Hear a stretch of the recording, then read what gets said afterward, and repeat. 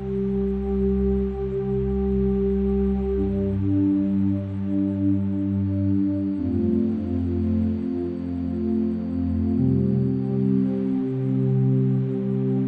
is the full moon night of Vaishakha. A silver glow spreads over the earth. The wind is still, as if holding its breath. And in this silence, across centuries and continents, a great light continues to shine.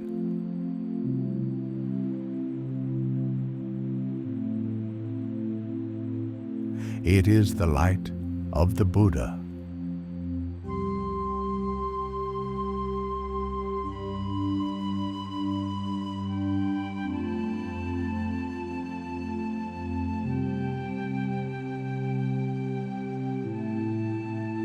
It was early morning in Bodh Gaya. The mist still clung to the earth like a soft veil. Birds stirred gently among the trees, and the first golden rays of the sun lit the eastern sky.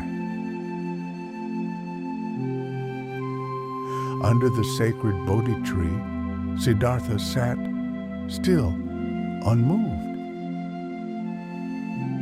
A prince who had walked away from a palace, a seeker who had abandoned comfort for truth.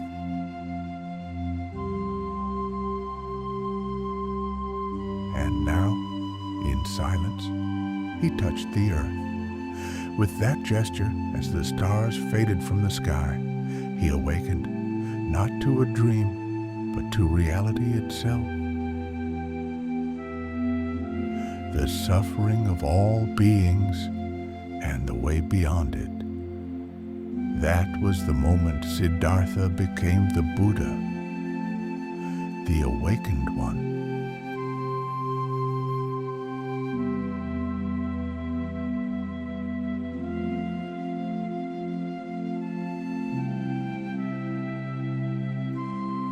On this full moon day, believed to be the day of his birth, enlightenment, and parinirvana, millions across the world remember him not just as a historical figure, but as a guiding light. Buddha Purnima is not just a festival. It is an invitation to look within, to be still, to awaken.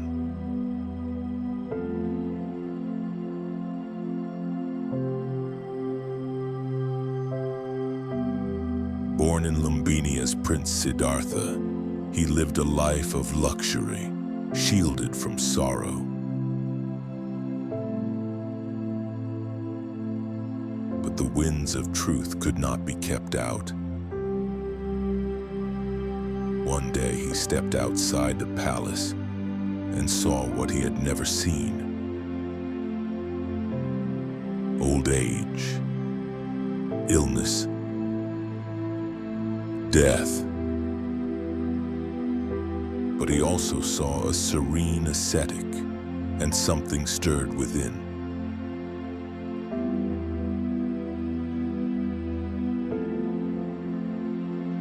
He left behind comfort, power, and title, and began a journey inward through forests, austerities, questions, and deep meditation.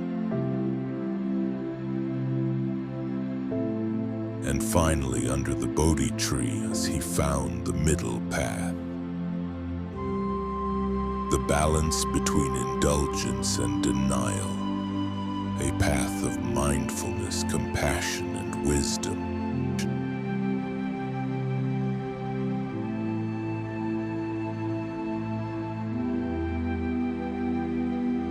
What did the Buddha teach? Not dogma, not ritual, but truth, simple proof. Profound, liberating. He taught the Four Noble Truths. Life has suffering. Suffering has a cause, craving and ignorance. There is a way to end suffering. That way is the Eightfold Path. A path of right view, right intention, right speech, right action, right livelihood, right effort, right mindfulness, right concentration. It is not a religion. It is a path, a way of living.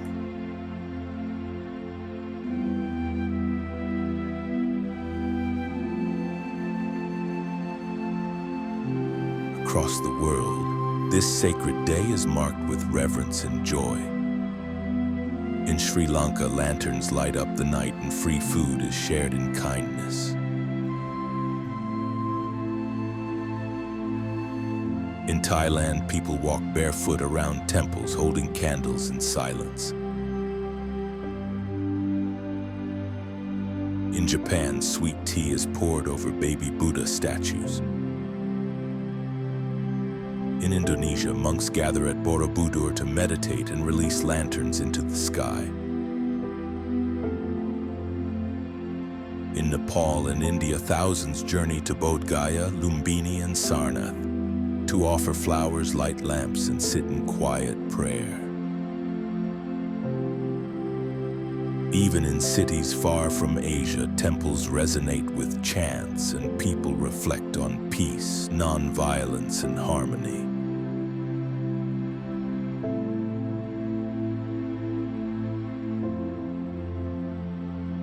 How can you honor Buddha Purnima? Begin with silence. Just sit, breathe, watch the mind. Let go of noise, judgment, hurry. Light a lamp, not just in your room, but in your heart. Offer flowers, not just to a statue, but to every moment. Feed the hungry, not only with food, but with kindness.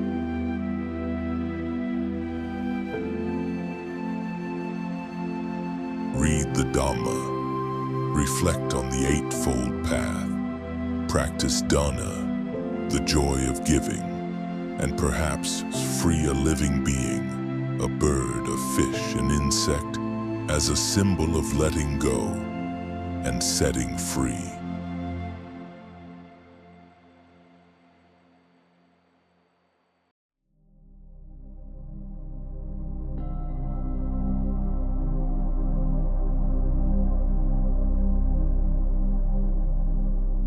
Buddha Purnima is not about grand rituals. It is about a quiet revolution within. It is remembering that enlightenment is not a distant myth.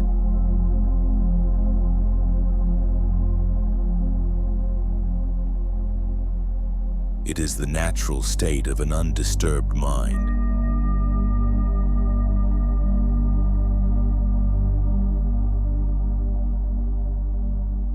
It is knowing that suffering is not punishment, but a teacher, guiding us back to truth.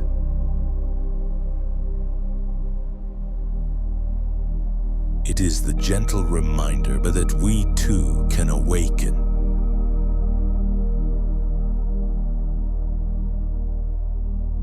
Close your eyes. Take a breath.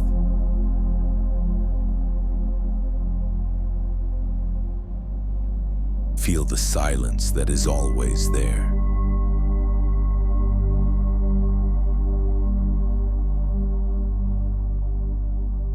In this silence lives peace.